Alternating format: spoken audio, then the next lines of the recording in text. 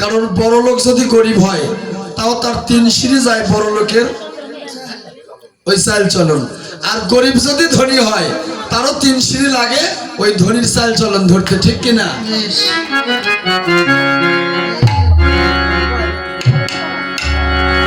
হ্যাঁ,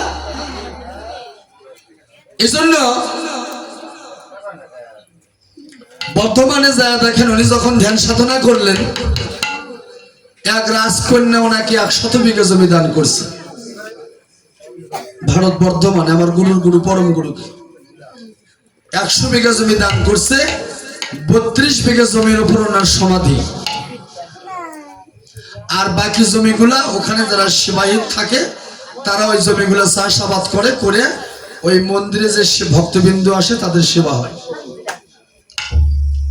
আর ওনার গুরু থাকেন বর্তমানে কেশিরঘাট, বৃন্দাবনে কেশিরঘাট থাকেন। ওনারা দেহ রাখছেন, ওনারা কারো 20 বিঘা কারো 50 বিঘা জমির উপর সমাধি, এত বড় মাপের মানুষ ওনারা। এই জন্য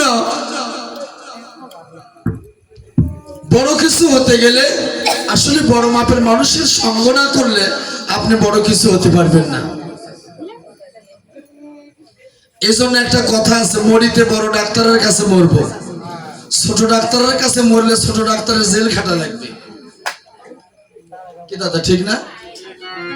কি বলবে, অমুক ডাক্তারই জানে না, দোকান দিয়ে বসে আছে, ইচ্ছে করে মারছে। আর বড় ডাক্তারের কাছে গেলে কি বলবে, হ্যাঁ আসলে ওনার হায়াত উঠে গেছে এই জন্য মারা গেছে, তাই না? এই জন্য এই যে বাবাজি আছেন নলিনী গোসাই, প্রথম ওনার ধামে আসছে 4 বছর আগে। 3 বছর কীর্তন গাইলাম, আগামী বছরে কীর্তন গাওয়ার জন্য মা গোসাই বলতেছে বাবা আর একটা বার গান। এখন একবারই গাবো না, সারা জীবনই গাবো, ভগবানই জানে। কারণ পরম পুরুষের যখন দয়া হয়, কোন মহাপুরুষ মহামানবের যখন সুদৃষ্টি পড়ে, সেখানে ভক্তবৃন্দ ডাকা লাগবে না, ওখানে না ডাকলেও যাবে। মক্কা শরীফ আছে না, ওখানে কাকু ডাকা লাগতেছে, জমি বিক্রি করে চলে যাচ্ছে মক্কা, কি বাবা কাউকে ডাকা লাগতেছে না যে তোমরা মক্কায় 800 টাকা লাগতেছে না। বৃন্দাবন আছে, কাউকে ডাকা লাগতেছে, মানুষ লক্ষ লক্ষ টাকা করে খরচ করে যাচ্ছে বৃন্দাবন দেখার জন্য, কাউকে ডাকা লাগতেছে না।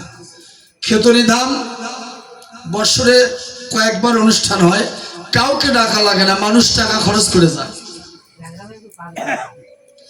চন্দ্রনাথ পাহাড়, ওখানে শিব মন্দির আছে, পাহাড়টা 3.5 কিলোমিটার উঁচু। আমি গেছিলাম একবার, ঘোড়াঘাটের দুলাল ঠাকুর আমাকে নিয়ে গেছিল ওখানে, 3.5 কিলোমিটার উঁচু পাহাড়টা।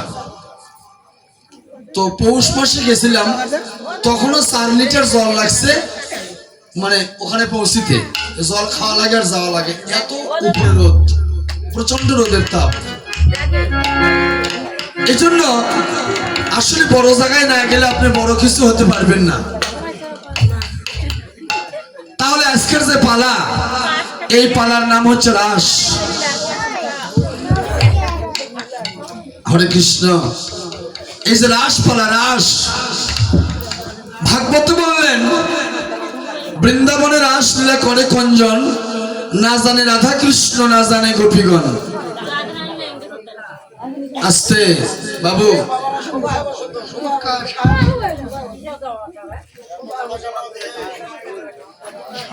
বৃন্দাবনে রাস লীলা করে কঞ্জন, বৃন্দাবনে রাস লীলা করে কঞ্জন, না জানে রাধা কৃষ্ণ না জানে গোপীগণ। তাহলে বৃন্দাবনে যে রাস হলো, রাধাও জানে না, কৃষ্ণও জানে না, গোপীগণও জানে না, তাহলে এই রাসটা করলো কি?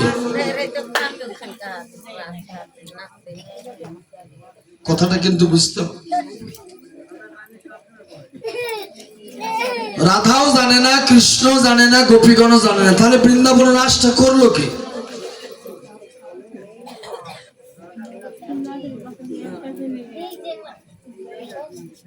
তাহলে এখানে চৈতন্য বললেন কৃষ্ণের যতটুকু খেলা সর্বোত্তম নরলীলা নর বপু তাহারও স্বরূপ, গোপবেশ বেণু কর নবকিশোর নট বড়, নরলীলা হয় অনুরূপ।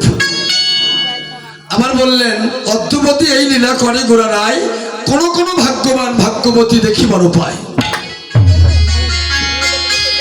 তাহলে কে করবে? রাষ্ট্র করবে। কথাটা বুঝতে হবে কিন্তু অদ্যবতী এই লীলা, তার মানে এখনো হচ্ছে, কোনো সময় বন্ধ নাই, এক সেকেন্ডের জন্য বন্ধ নাই। অদ্যবতী এই লীলা করে গোরা রায়, কোন কোন ভাগ্যবান ভাগ্যবতী দেখি বড় পায়, সব সময় হচ্ছে। তাহলে রাসটা হলো বৃন্দাবনে। তাহলে বৃন্দাবনের কত মাইল? 84 ক্রোশ বৃন্দাবন।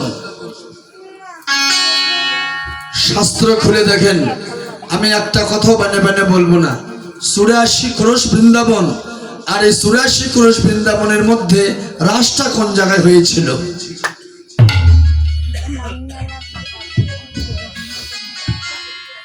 এই 84 ক্রোশ বৃন্দাবনে মানব দেহটা পা থেকে মাথা পর্যন্ত 84 ক্রোশ বৃন্দাবন। এই বৃন্দাবনের মধ্যে রাসটা কোন জায়গায় হয়েছিল? তার দৈর্ঘ্য কতখানি, প্রস্থ কতখানি, উপরে কতখানি লম্বা, নিচে কতখানি ডিপ?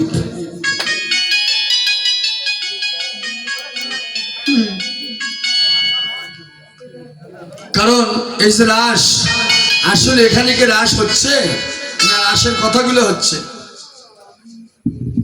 আসলে রাসটা কোথায় হয়? রাস হয় ঘরে, যদি কেউ অটল হয়ে করতে পারে।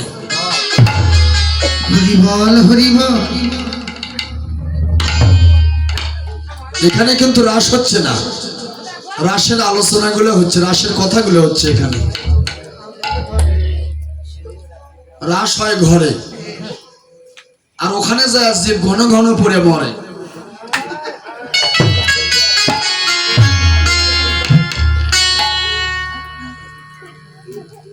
আর সাধুগুরু